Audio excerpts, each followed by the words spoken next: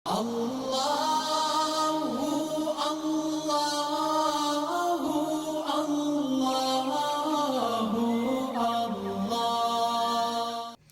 مفتی صاحب، ہم کچھ دیر قبل استخارے کی بات کر رہے تھے. آپ نے بتایا کہ مختلف ممالک سے بھی لوگ رابطہ کرتے ہیں، اندرون ملک سے بھی لوگ رابطہ کرتے ہیں.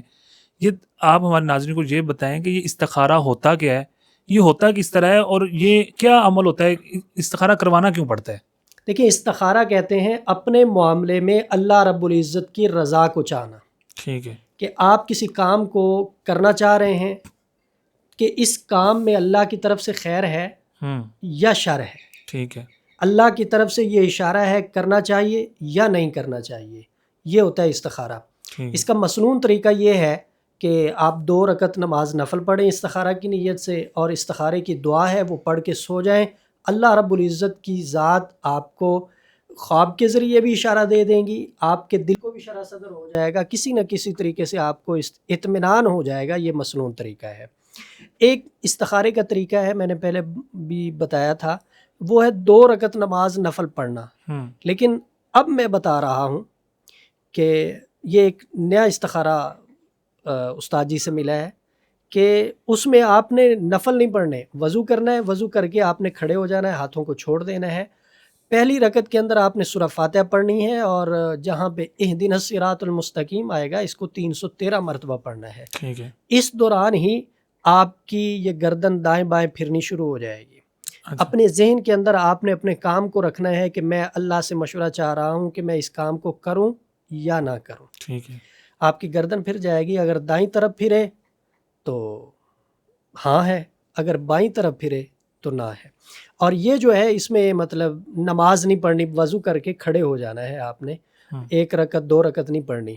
دوسرا جو استخارہ تھا وہ بھی اسی ترتیب کا ہی تھا، لیکن اس میں 2 نفل پڑھنے ضروری تھے. دونوں میں سے کوئی بھی کیا جا سکتا ہے، ترتیب یہی ہے. مفتی صاحب، دیکھنے میں یہ آتا ہے کہ لوگ استخارہ کرتے ہیں زیادہ تر اپنے شادی بیاہ کے معاملات میں، ٹھیک ہے، لڑکے لڑکی کی جوڑ میں. تو ہم مختلف طرح کی باتیں سنتے ہیں کہ اگر لڑکا امیر ہو تو لڑکی والوں کی طرف سے استخارہ جو ہے وہ ہاں ہی آتا ہوتا ہے. تو اس طرح کی جو باتیں ہوتی ہیں، یہ انسانی خیال بھی اس عمل میں وہ کیا عمل دخل ہوتا ہے، ایک انسان کا خیال بھی جہاں بھی جا رہا ہو؟ دیکھیں، میں واضح کر دوں، یہاں پہ 2 باتیں ہیں.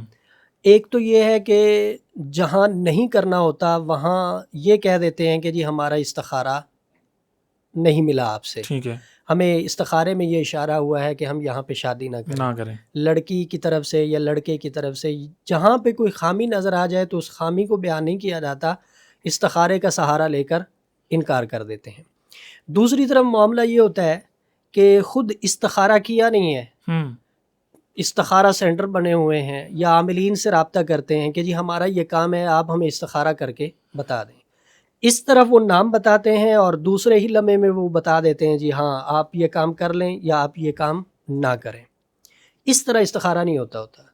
مطلب ایسا کوئی کلیہ نہیں ہے کہ آپ فوراً سے استخارے کا جواب دیں. اس کے لیے ٹائم لگتا ہے. اگر کوئی بندہ کرے صحیح طریقے سے تو ٹائم دے کے اس کو کر کے پھر اگلے کو جواب دیا جاتا ہے. ہم سے بھی لوگ رابطہ کرتے ہیں، چونکہ عادات بگڑی ہوئی ہیں، بتاتے ہیں جی یہ نام ہے، جی ہم نے اس کے متعلق استخارہ کروانا ہے.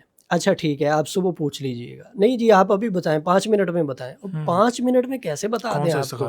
5 منٹ میں پھر وہ جھوٹ ہی ہے جی. آپ کر لیں نہیں کریں بس. آپ شفاء الدہر روحانی مرکز کی واٹس ایپ نمبر پر دنیا بھر سے رابطہ کر سکتے ہیں.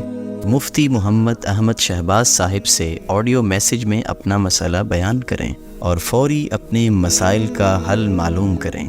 ہمارا واٹس ایپ نمبر ہے +92 300 488 386. شفاء الدہر روحانی مرکز، روحانی مسائل کا حل قرآن و سنت سے.